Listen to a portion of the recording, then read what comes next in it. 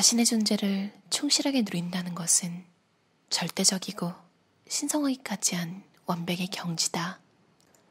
내 생각에 가장 좋은 삶이란 평범한 인간의 모범에 따라 차근차근 견실하게 기적도 부조리도 없는 상태로 살아가는 것이다.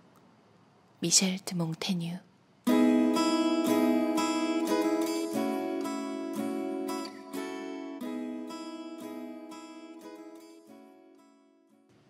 물질적 풍요는 우리를 무분별하고 무책임하게 만든다.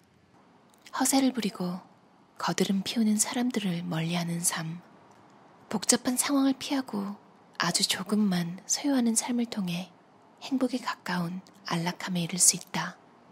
물질적 재산을 대부분 처분한 사람은 수제곱미터의 공간에서도 만족하며 살 수 있을 것이다. 넓은 집을 포함해 너무 많이 소유하는 것이 아무 도움도 되지 않는다는 사실을 깨달았기 때문이다. 더는 불필요한 소유의 정신을 흩뜨리지 않기, 삶을 더 복잡하게 만드는 물건들에서 노연하기, 필요 이상의 공간을 차지하지 않기, 이런 일들을 실천함으로써 근심 없는 가벼운 마음을 되찾고 삶을 편안하게 만들 수 있다. 태어났을 때 우리는 모두 이런 마음이었다. 그러나 소유에 대한 갈망과 과시에 대한 목마름 때문에 그 마음을 잃어버렸다. 제한된 단순한 공간, 걱정도 어려움도 없이 언제든 떠날 수 있는 곳에서 사는 것은 중력에서 벗어난 듯한 놀라운 독립의 감각을 선사한다. 그곳에서 우리는 여전히 인생이 막 시작된 지점에 있으며 그 앞으로 삶이 한없이 아름답게 펼쳐져 있다는 느낌을 받는다. 바로 그렇기 때문에 적게 소유한 사람이 역설적으로 삶을 더 많이 누릴 수 있다. 필요한 만큼만 가져야 삶이 편안하다. 빼앗기거나 도둑맞지 않기 위해 끊임없이 감시해야 한다면 노예가 아니고 무엇이겠는가?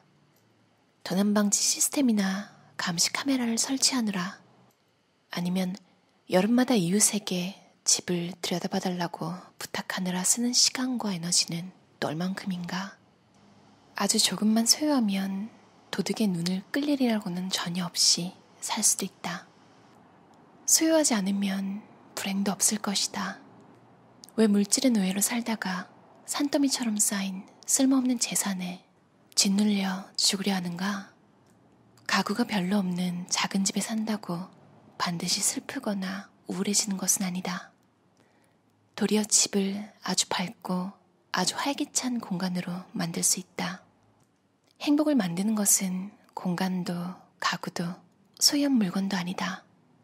모든 것은 집을 소유한 사람의 기질과 열이, 에너지에 달려있다. 행복은 건강한 몸으로 일구는 가볍고 근심 없는 인생. 싸구려 물건이 주는 쾌락을 따르지 않고 사회적 제약에서 최대한 자유로운 영혼에서 나온다. 배고파하지 않고 추워하지 않는 것, 이것을 뜻대로 조절할 수 있는 사람은 행복하다. 청소하고 정리하고 수선하고 보수하며 보내는 인생은 자연스럽지 않다. 자연스러운 인생은 스스로를 가꿀 시간, 모든 것에 호기심을 갖고 세상을 탐험하며 물질 세계에 속하지 않는 영역에서 풍요를 누릴 시간을 갖는 것이다. 깨끗하게 정돈된 집은 평온함을 부른다. 드넓은 공간에 사는 사람들은 느끼기 어렵거나 손에 넣기 불가능하다고까지 할 수 있는 귀중한 평온함을 말이다. 정리정돈은 세상에서 가장 중요한 규칙이다. 정리가 되면 자연스럽게 평정이 찾아온다. 주변에 쌓여있는 물건을 보면 곧 깨닫게 된다. 이 필요 없는 물건들 때문에 숨이 막혀온다는 것을. 자기 시간을 가진다는 것은 무엇보다 시간을 자기 마음대로 사용할 권리를 가진다는 뜻이다. 아무것도 하지 않을 수도 있고 재미나 흥미만을 위한 일을 할 수도 있어야 한다. 예를 들면 여행, 연주회를 철저하게 준비하거나 사계절의 날씨 혹은 사람들이 혹독하다고 단정해버리는 악천후와 감미로운 동조관계를 맺는 것이다. 공간을 제어하는 사람은 단순히 강한 사람일 뿐이라고 누군가 말했다. 더 많이 소유할수록 소유의 필요성도 커진다. 책을 사고 또 사면 서재도 사야 한다. 옷이나 그릇, 가정용품의 경우도 마찬가지다. 자유로운 사람은 시간을 소유한다. 많은 사람이 물건과 함께 시간을 보내면서 사람과 만나는 시간을 희생하곤 한다. 그러다 보면 점점 더 다른 사람을 위해 마음을 쓰지 못하게 된다. 더 단순하게, 더 겸허하게 살면 다양한 구속으로부터 자유로워질 수 있다. 드넓은 잔디밭이 있다 해도 잔디밭에 길게 누울 시간도 5시 무렵 친구들을 초대할 시간도 없다면 그게 다 무슨 소용이 있겠는가? 잔디는 계속 자랄 것이다. 하지만 우정은 가꾸지 않으면 결국 시들어버린다. 나를 기쁘게 하는 존재와 시간을 보내는 것, 아니, 그를 위해 시간을 내는 것은 자연스러운 일이다. 그것은 사치가 아니다. 더 나아가 시간을 소유함으로써 모든 일에 온 마음을 담고 좀 더 진실하게 살아갈 수 있다. 그리하여 매 순간이 영혼의 한 방울이 된다. 간결한 가구만 갖춘 티끌 하나 없이 깔끔한 방에는 활기가 넘친다. 그런 방에서 생명력을 지닌 모든 것이 비롯된다. 유리창을 닫고 식사를 준비하거나 다른 일을 해야 한다는 걱정 없이 책을 읽는 것 같은 가장 작은 일에서도 느껴지는 기쁨, 그리고 고요. 이렇게 물질적인 것에서 해방되면 더는 내일을 걱정하지 않게 된다. 그와 같은 인생의 단순함 덕분에 무엇이든 될 대로 되라고 내버려두는 세상의 경박한 영혼은 술이 깨듯 정신을 차리고 자유로워지는 것이다.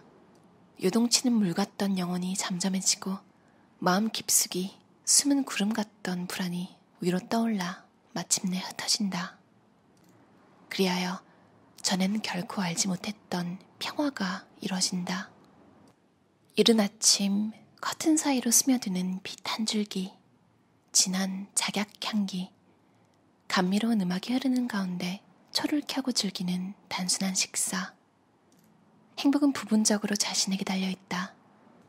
우리가 삶에 너무 많은 것을 요구하지 않는다면, 우리의 욕망이 현실과 접점을 찾는다면 마법의 연금술을 통해 만족이라는 황금이 만들어진다. 그것은 모든 순간을 강렬하게 천천히 근심 없이 불가능한 욕망을 버리고 사는 능력이다. 때로는 오랜 친구와 샴페인 한 병을 나누며 재미있는 이야기를 하고 감정과 감각, 깊이가 있는 진정한 순간을 살아가는 것이다. 윤택한 삶이란 고정관념에 응하는 것, 규칙에 갇혀있는 것이 아니며 도리어 흔치 않은 순간들 속에서 드러난다. 그것은 집의 넓이와는 아무 관계도 없다. 오히려 존재의 가벼움을 인지하고 삶과 그에 관한 모든 것에 끊임없이 감탄하는 데서 비롯된다. 인생이라는 그릇은 꾸준히 한 방울씩 떨어지는 물로 채워진다고 믿는다. 한 방울의 물도 미세한 먼지도 쌓이면 산이 된다. 앞으로도 남은 인생을 꾸준히 한 방울씩 소중히 여기며 살아가려 한다. 나와 상관없는 것에 관심과 노력을 쏟으면 나 자신을 소홀히 하게 되고 그동안 귀중한 인생이 흘러가 버린다. 가장 소중히 여겨야 하는 존재는 바로 나 자신인데 짧은 인생에 정성을 쏟으며 충실하게 살기 위해서는 나 자신과 진지하게 마주하는 시간이 필요하다. 혼자가 되어 나 자신과 마주하고 나를 위해 주어진 시간을 소비한다. 혼자 즐기는 시간은 나 자신에 대해 잘 아는 기회가 되기도 한다. 마음이 새로운 힘으로 충전되면 기분도 온화해지니 타인에게도 나 자신에게도 신기하리만치 친절해진다. 혼자 놀기는 나 자신과 마주하는 동안 마음이 기쁨으로 차오를 수 있게 만들어주는 소중한 습관이다. 나는 작은 삶 그 자체보다 가장 바람직한 삶을 살 수 있는 소유의 수준을 찾을 수 있도록 돕는 데 더 관심이 많다. 선진국의 경우 98%의 사람들이 필요한 것 이상의 과도한 짐들을 짊어지고 산다. 그렇기 때문에 우리는 현실적인 측면에서 작은 삶의 기술을 배워야 한다. 작은 삶은 자유이고 평화이며 즐거움이다. 새로운 가능성을 담을 수 있는 열린 공간이다. 내가 원하는 삶을 살지 못하도록 신경을 분산시키는 요소들을 모두 제거한 정말로 속 시원한 공간이다. 무절제한 부와 과시적인 물질주의가 잠시 동안은 매혹적일지 모르나 장기적으로는 견딜 수 없는 것이 된다. 오늘날 우리는 깨끗한 옷을 입을 수 있고 합리적인 금액으로 올바른 식생활을 할 수 있다. 우리는 삶에 대한 전반적인 태도와 개인적 가치관을 변화시킴으로써 삶을 변화시키고 타인의 시선을 신경 쓰지 않을 수 있다. 주목받고 싶은 욕망을 떨쳐내고 대중적 소비로 이어지는 행복의 이미지에 자신을 맞추지 않을 만큼 충분한 명석함과 개성을 갖추고 나면 진실에 이를 수 있다. 꿀벌은 무리 지어 이동하는 반면 고양이들은 혼자 살아간다. 그리고 인간은 그 둘의 특성을 조금씩 지니고 있다. 인간은 동료를 필요로 하는 동시에 혼자만의 시간도 원한다. 어떤 이들에게 고독은 필수적인 욕구다. 사회가 모든 면에서 개인을 지나치게 속박하다 보니 어떤 이들은 자기 자신과 조금도 소통하지 못하게 되었다. 하지만 삶이라는 길에 고독이라는 돌을 깔지 않는다면 자기 지성의 진정한 능력을 결코 발견하지 못할 것이다. 내밀한 인간관계 또는 연인관계를 전혀 맺지 않고도 무척 행복한 삶을 누리는 창조적인 사람들이 많다. 일에 대한 열정 또는 삶의 다른 무엇보다도 중요한 목표가 있기 때문이다. 우리는 사람들과 소음으로부터 떨어져 혼자 있을 때만 지금 현재를 차분하게 인식할 수 있다. 사람은 누구나 절대, 진리, 사물에 대한 궁극적인 이해를 추구하고 싶다는 내면의 욕구를 품고 있다. 이러한 질문에 대한 답을 찾기 위해 홀로 살기를 선택한 모든 이는 고독 속에서 탐구하며 일생을 보낸 뒤 결국 찾아야 할 것은 아무것도 없음을 깨닫는다. 그러나 이 깨달음이야말로 정말로 단순하고 명백하며 놀라운 해방의 경험이다.